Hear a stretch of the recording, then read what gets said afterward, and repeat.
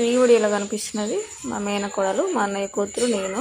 మా అమ్మ వాళ్ళ ఇంటికి మహారాష్ట్రలో అనమాట. ఇద్దరం కలిసి ఏం డిస్కస్ చేసుకుంటున్నాం అంటే, అమ్మ వాళ్ళు రీసెంట్గా చున్నం వేశారు. అయితే ఎద్దు పూట ఉంటుంది మా ఇంట్లో. మా ఎద్దు అంటే మా దగ్గర 18 సంవత్సరాలు ఉందన్నమాట. ఆ ఎద్దు గురించి చెప్తున్నాను. మా కోడలు చాలా ఇంట్రెస్ట్గా ఉంటుంది. జుట్టు వేసుకోమంటే వేసుకోలేదు, స్నానం చేసి.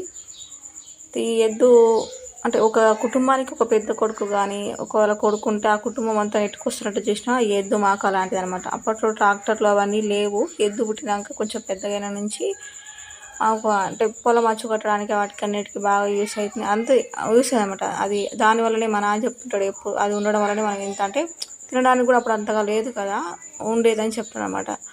అంత పెద్దగా ఉన్నా కానీ మేము చిన్నప్పటి నుంచి నేను మా అన్నయ్య కట్టేసిన మేపినా కానీ అది ఏమనకపోయేది. కాకపోతే తనకి ఇష్టం లేనప్పుడు మాత్రం అది కట్టుకోవడం, అది అరక కట్టడానికి రాకపోయేది, ఉరికేది, మళ్ళీ వచ్చేది, అదే వచ్చేది.